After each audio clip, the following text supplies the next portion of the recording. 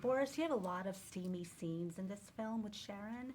When you were offered the role of Jason, did you check with your wife first to make sure she was okay with it? So she wouldn't be too surprised when she saw the film? Absolutely, Abby. I had to check with her. I mean, she read the script, so she knew what the role was about. And I picked Jason because I thought it was interesting. I thought it was interesting to play a character who thinks he lives a certain life and then finds out it's not so, and that he is confronted with all these questions now about not only about his wife but also what's wrong with me that I didn't see this coming, and that's a journey that was very interesting to me. But yeah, I involve my wife in every decision I make, so she was definitely part of that decision. Oh, so she gave you tips. She definitely gave it to you. Absolutely. Yeah, absolutely.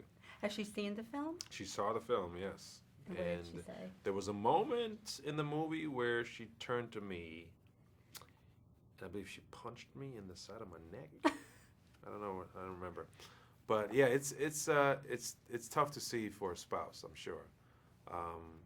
I choose not to watch her in those kind of compromising scenes that she shoots with her co-stars. I don't do it to myself. I think women are more, I don't know, masochistic in that way.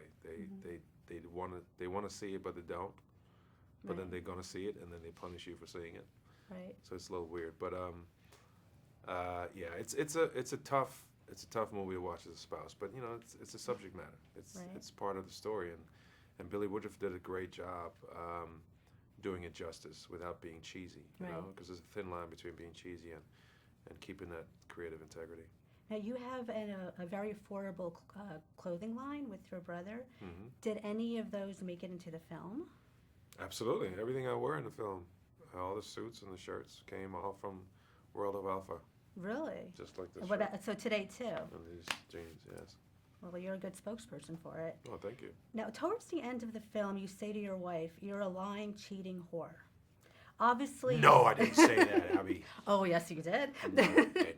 I was waiting for that word to come up. That's why. Oh, really? Yeah, that word or slut, honestly. I was waiting for one of those words to come up. Okay. So, fair enough. Obviously, you say that out of hurt and anger. And yes, she lied. And yes, she cheated. But was she really a whore? And I'm asking this because would you consider Tyson and William's characters whores, or do you think there's a double standard? Because really, they're all whores, Abby. They're all a bunch of whores in the movie. Just me, I'm not a whore. They're nothing but whores. No, back to the interview. Yeah, you know, yes, absolutely. They're all whores. I think whore is a very general sort of word used to describe a whole array of people. Right. You know, people that sell out, people that betray others. So it's more. I think at that moment for Jason, he just feels terribly, terribly betrayed. Right. His whole world crumbles in that moment. You know, because this woman that he's loved for so long, that he has had children with, a woman that he adores and he works for, and he finds out it's not her, somebody else. Right. And that, to keep that composure still, because he sort of keeps his composure, is admirable, because she just destroyed his whole world. Right. So to describe her as a whore in that moment is more of just a feeling of deep, deep betrayal. What did that man want? You have got to take control of your life before this addiction ruins it.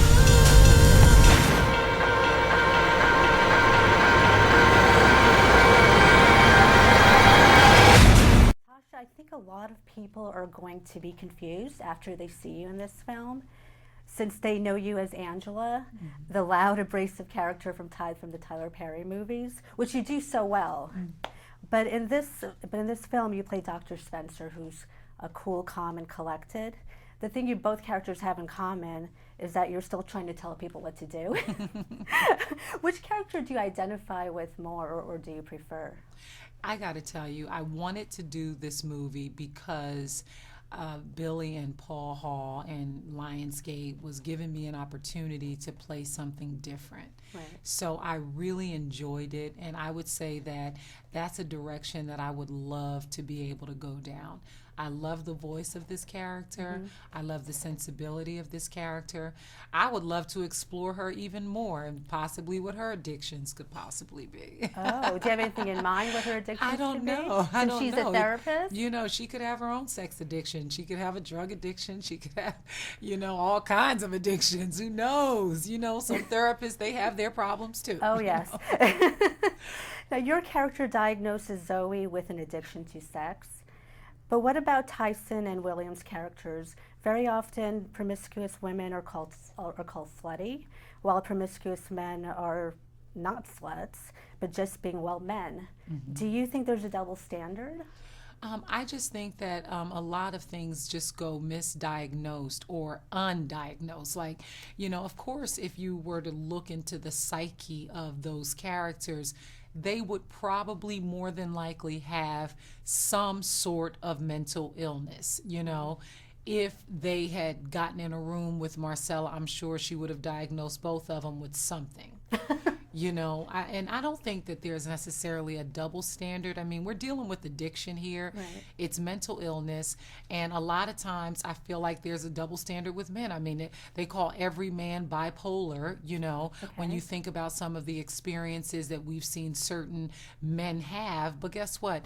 I don't think that mental illness has a respecter of person, whether it's sex addiction, bipolar disorder, manic depression, whatever it is. I feel like it can affect men and women the absolute same.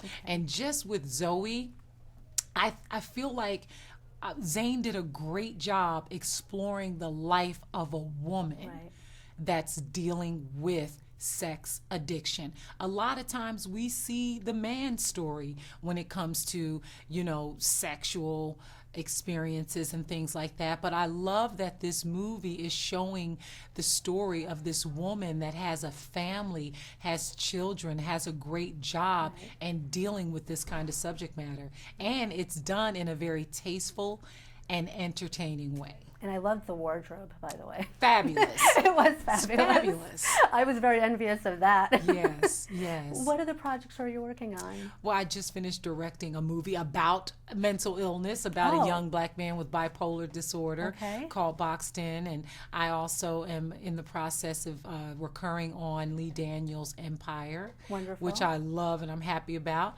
and just continue to grow as an artist. And right now it's about Addicted, so I'm hoping people are at those theaters on October 10th. Obviously, you both had to show off your bodies a lot.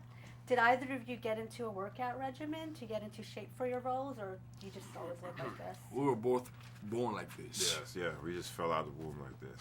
Of course not. No, I mean, I worked out every day, especially like if I knew I had a scene that night, I worked out even harder because, they put us in a really good hotel that had a full, most hotels have this little piece of gym, but this gym had everything downstairs where we stayed. So I did the full workout every day before my shot. I made sure I had the Beckford bar. The Beckford bar.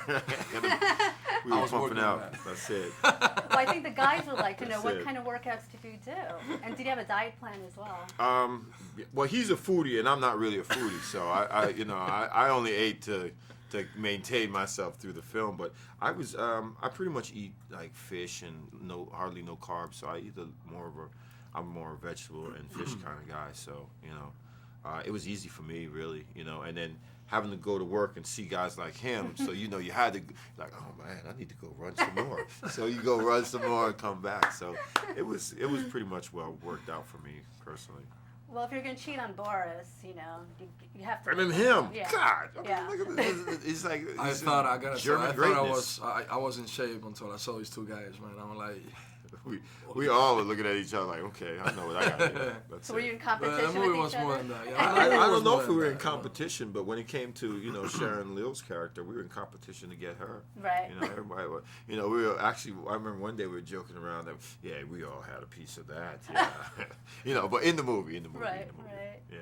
Now, so the whole time while I'm watching the film, I'm thinking, So you're promiscuous, and you're promiscuous, and Sharon's character Zoe's promiscuous. Uh-huh. So would you two consider your characters as studs because you're men, and Zoe a slut, to say, because she's a woman? Now be honest. No, I don't think Really? she was a slut. I think she was a woman who was lacking something, and then she went out and took control. You know, because there was times where, you know, she goes to see Corey and she just wanted, you know, said what she wanted. Right. I think a lot of times a lot of women are scared to ask for that. You know, Okay. whether it's from their husband, their lover, or whatever. I think a lot of women are scared to do that. And Zoe's character was just like, this is what I want. She just made the wrong decisions, you know. Yeah. And instead of really sitting down and talking it over with her husband, you know, whatever she needed. Yeah. You know? And what about your characters? What kind of problems do they have? Oh, mine. To be mine promiscuous. I mean, you have. Mine was just rich. You and have had a money. beautiful He woman didn't want coming to nothing you else. and giving herself to you. Yeah. You can't say no to that. Yeah, yeah. And then they don't have anybody to, you know, Yeah, in their life. They're both they don't have a singles. girlfriend. They don't have a wife, so they was quick to jump on Okay, that. whatever you need, I can help you out with. That's it. Come here, girl. I got you. And what other projects are you guys working on? I just finished 2 films. One we're going to Sundance with. This is called No Black Girls Please, which talks about the lack of diversity in the fashion world. And I play a character that I normally never would play. I play an IMG agent, so it's Oh, kind of okay. different for me. So I'm looking forward to seeing that. And then Chocolate City, where I'm a male stripper, so that's Okay. kind of cool too. Nice. It has like 20 movies coming out. That's I got like 3 more coming out in the next year. 3,000 actually. Okay. That's it. I play Warrior. I play It's a Funny comedy, and then the other one it's with Vince Vaughn, an action movie. So it's good. Yeah. I'm going to see Different all of things. them when they See come all out. of them? Yeah, Okay. that's for my buddy. Yeah, I'm planning to see you go strip down, bro. Yeah, you better bring somebody cute with you. My husband is every woman's dream. Love you. Our love is forever. Always has been. Always will be. Zane, I'm especially excited to talk to you today because whenever a film is based on the book, I always wonder, what does the author think of the film? So what do you think? I think it's great. I think that the overall message of the book carried over into the movie, which was most important to me, and I think the cast did a phenomenal job. And I think that we've done it effectively to make people still understand the overall messages in the film, which is to be communicative in your marriage. And if somebody's trying to talk to you, to please, hear them out. That women do have a high degree of sexuality that's often overlooked. And also the importance of dealing with your issues, because even though Zoe on the onset may seem like the weakest person, she's actually the strongest because she was the one that actually went to go get some help for her issues. Okay. Were you part of the process in developing this film? Yes. Okay. So it helped meet your vision. Yes. Now, when you found out Addicted was going to become a movie, did you have certain actors in mind that you wanted to play the different roles? I was really open to seeing who embodied the roles. Boris was an easy pick for me. Billy, the director, was like, what do you think about Boris as Jason? I said, oh, great. So it was we started from there. But yeah, I think that everyone did a great job and fits their roles perfectly. And all the men had to be gorgeous. Yeah, well, if you're going to cheat on Boris Kodjoe, you got to, You have to step it up. Yeah. Now, our love is forever, always has been, always will be. That is so beautiful. Thank you. Now, how did you come up with that? I always come up with a lot of quotes in my books. It's funny because a lot of the things people often remember are the quotes that I come up with, but that's one that I came up with Addicted, and I used it a lot in the book, and I think it's a very powerful message.